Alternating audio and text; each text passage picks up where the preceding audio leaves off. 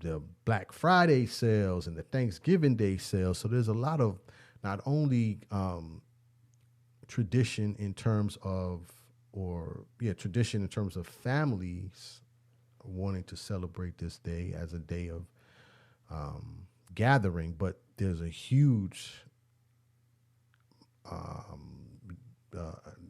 amount of capitalism invested in this day. So here in America, this is a very, very big day.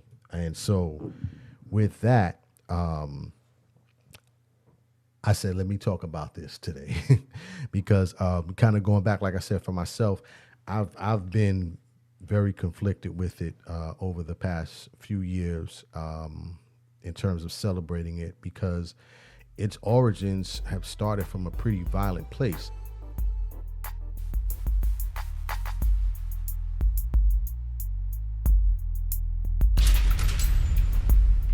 The people's voice.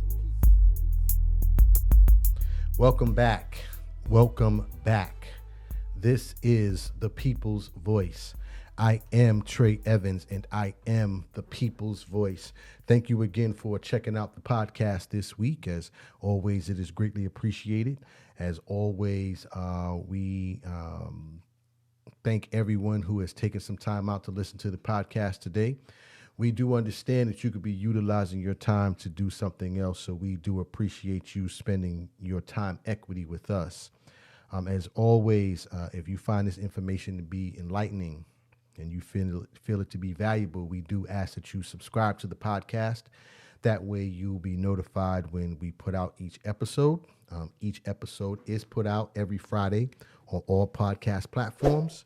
And then we also put out a video every Wednesday on YouTube for those of you who like to watch the podcast. But as always, we appreciate everyone taking time to listen to the podcast today, and welcome to the People's Voice podcast. So today I want to get into the conversation regarding Thanksgiving. We are upon another year, another time to celebrate Thanksgiving. And, I want to talk about Thanksgiving, and I want to talk about the origins of Thanksgiving. And, this for me is extremely personal because I, for years, have struggled with celebrating and participating in Thanksgiving. And really, when I say for years, about over the last decade, maybe half a decade, going on a decade now, because, being in this capacity as a social issues researcher, it's not only is it my passion, but, a lot of times when you do this work, you start to learn about the things that you yourself used to participate in, and you go, wow, well, what am I doing? Because obviously this thing that I thought was, so important at one point, it's now like it really puts a damper on, whether or not and I'm talking me personally, should participate in some of these events. So today I want to talk about Thanksgiving, and specifically about the origins of Thanksgiving. And, a lot of this is because Thanksgiving, for many people here in America, is such a big time of the year. For Americans, the passion around Thanksgiving, it's not just, a holiday for celebration. I mean, people, when I say passionate, people are truly passionate about it. I mean, I've seen arguments among family members and friends over Thanksgiving. People have argued about where Thanksgiving is going to be and who's going to cook what and who's invited and who's not invited. And, just beyond just the family dynamic in the tradition, there's a huge amount of commerce that is also kind of built into and around Thanksgiving here in the United States. I mean, you know, the the first thing that you start to hear is, the number of Americans that's going to be traveling this year and the amount of money that's going to be spent on Thanksgiving dinners and, the Black Friday sales and the Thanksgiving Day sales. So there's a lot of not only tradition in terms of, tradition in terms of families wanting to celebrate this day as a day of gathering, but there's a huge amount of capitalism invested in this day. So here in America, this is a very, very big day. And so with that, I said, let me talk about this today because kind of going back, like I said, for myself, I've been very conflicted with it over the past few years in terms of celebrating it, because its origins have started from a pretty violent place. In terms of Thanksgiving itself, I was reading an article, and I read several articles and have read several articles over the years regarding Thanksgiving. But I'm reading this today because it's kind of simplistic. And, a lot of times when you're doing an audio broadcast and even video broadcast, and for those of you who are watching, I know you might have noticed that the background is a lot different. We are doing some renovations, so we're going to be improving some things in terms of the studio. So that's why it looks so much different than what you're accustomed to. But when you're doing an audio broadcast, I do my best to try not to bore people to death. I really want to just get the information and give it in a simplistic format. So I'm reading an article here from Yahoo Finance, because I know somebody might say, why are you reading an article from Yahoo Finance about Thanksgiving, the origins of Thanksgiving? Well, first of all, as I said, it's a big day in terms of capitalism. And then secondly, they put it in a very simplistic format. So I just wanted to kind of touch on what they highlighted here. But in that, they talk about the origins of Thanksgiving, at least as it's noted here in historical facts. Now, again, in doing this research, there is a ton of variations about how this day came about. I'm choosing to highlight this one, but in all the variations, other variations that you may research, and it's not that many, I shouldn't say that many, and it's really about more of geographically where things occurred more than the actual events. But in this particular research, they talked about where it's most commonly celebrated now. It derived from this moment. So let me just say that. So here it says on this article that basically the origins of Thanksgiving started in 1621, right? And for many people, especially adults, as kids, we were told that the Pilgrims came over to America, and they came over to Plymouth Rock, which is up in Massachusetts, or Plymouth, Massachusetts, I should say. They went to Plymouth Rock, and they met with the Native Indians, and that the Pilgrims left their homeland fleeing religious persecution, and they came here to look for a new land and a safe place. Well, that's not the case, right? That's not the case. Like a lot of things about America and the things that we learned, that just did not happen. And so here in this article on Yahoo Finance, they talk about, again, the origins of the story. And it kind of says here that, which kind of supports some of the story that we were told as children, that, when the Pilgrims came, they were struggling in terms of adjusting to the weather and the different conditions, because they were not accustomed to the weather here in North America at the time. Not only did they come, but when they came with several diseases in terms of scurvy and other diseases. So that part of the story, has some relative truth to it because they were struggling, and the Native Americans and the indigenous people helped them because these were people that were coming over, and however means that they found, they tried to assist.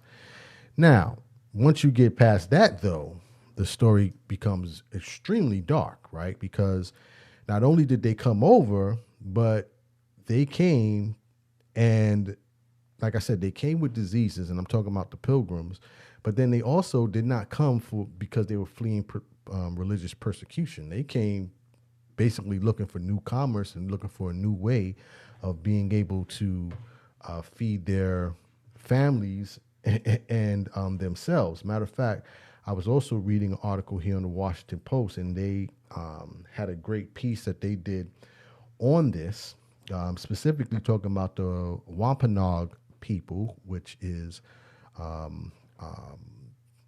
a part of the Native Americans, or original Native Americans that were located up in the Plymouth, Massachusetts area. But they talk specifically about the interaction that occurred once the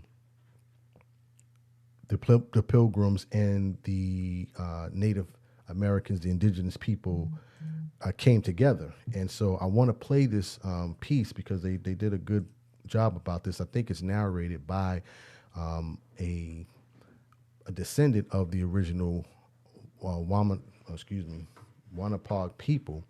And so I'll play that, and then I'll get back into the discussion further about Thanksgiving. And tended their gardens, and the children played on the beach.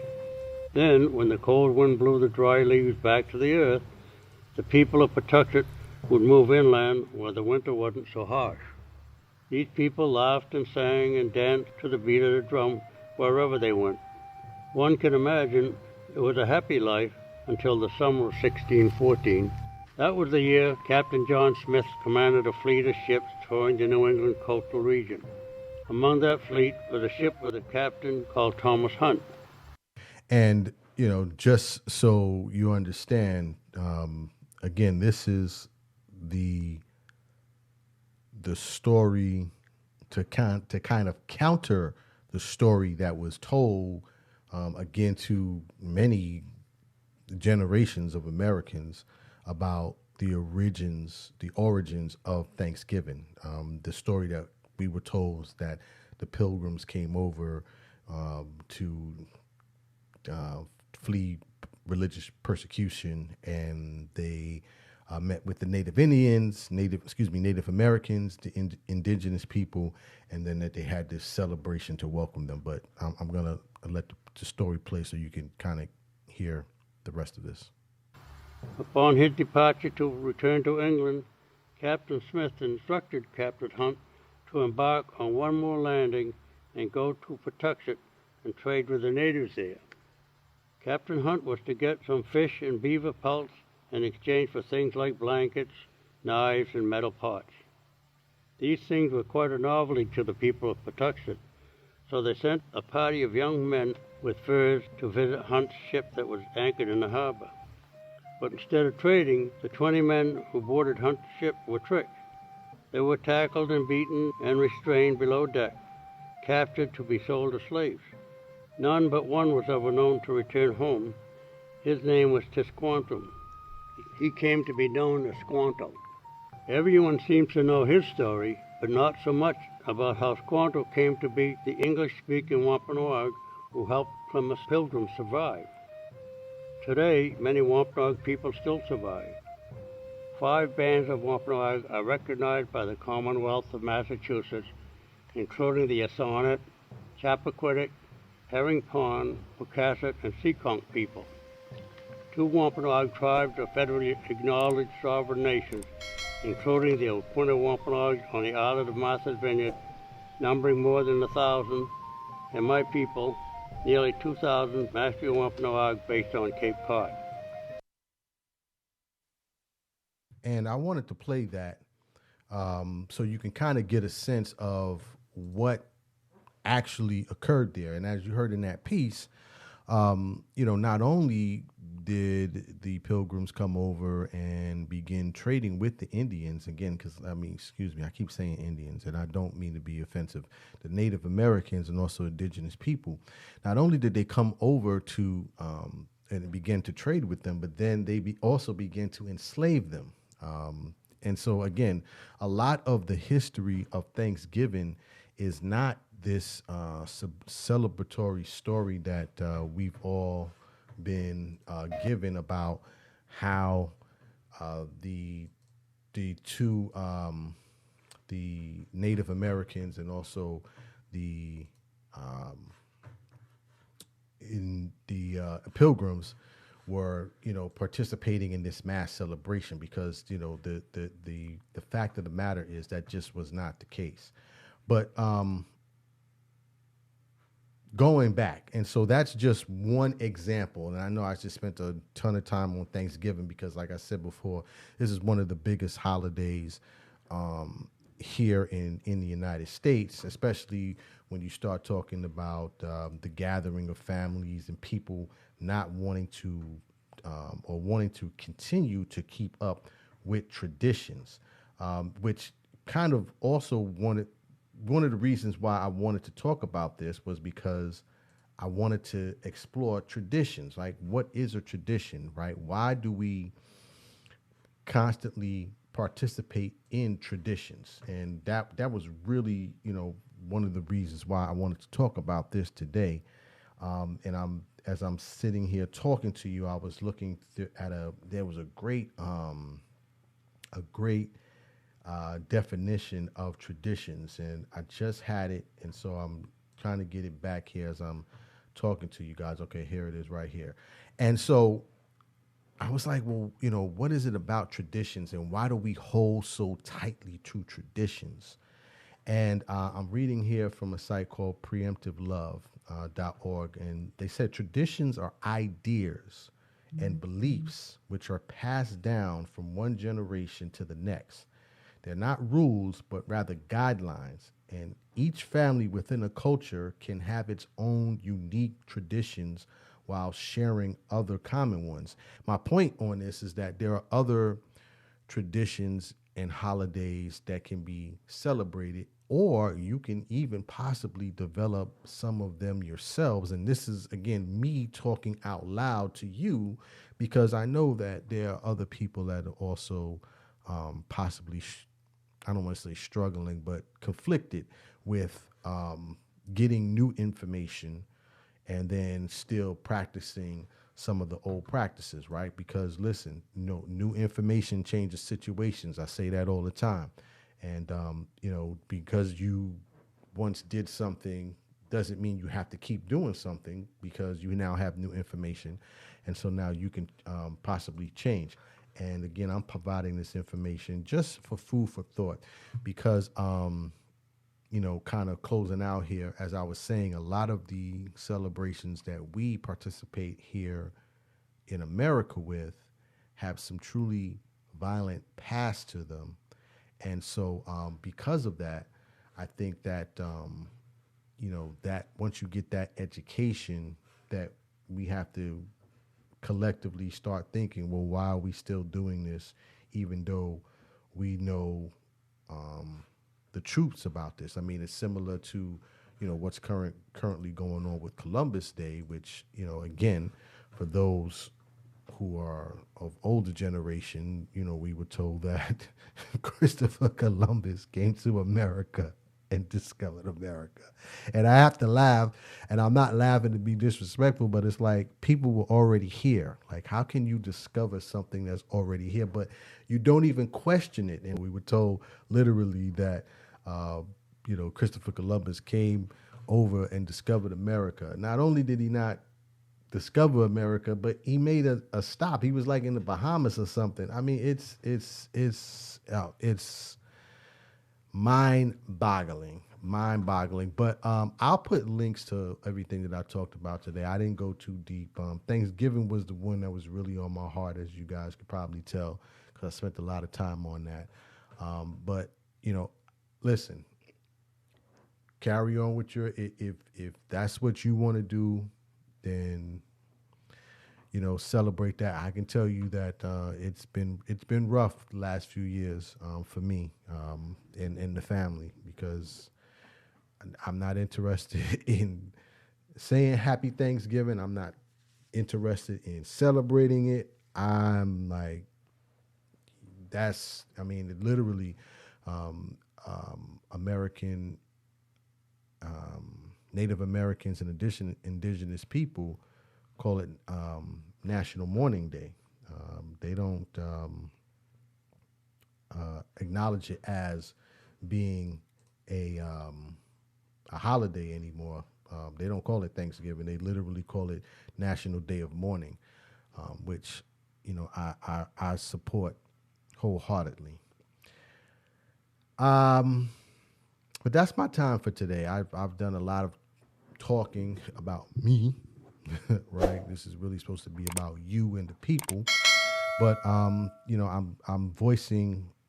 I believe that I'm voicing concern, and not only concern, but I'm voicing change in how we think and approach some of these days. And I think there are certainly a number of you who probably feel the same way. So don't feel like you're in your own boat. Whatever celebration you decide to do, do that. And I hope that you enjoy that time with your family. But that's my time for today. As always, if you feel this information has been valuable, please feel free to reach out to me and leave a comment on social media. You can reach me on all social media platforms at I am Trey Evans, and or you could just Google Trey Evans, and you can tap in on any of my links that come up. Or you can reach us at the People's Voice Podcast, which is on Instagram, the People's Voice Podcast. So, as always, we appreciate you listening today. Dreams are not just for sleeping. Please wake up and live your dreams. My name is Trey Evans, the People's Voice. Tell somebody about the dream. Salute. The People's Voice.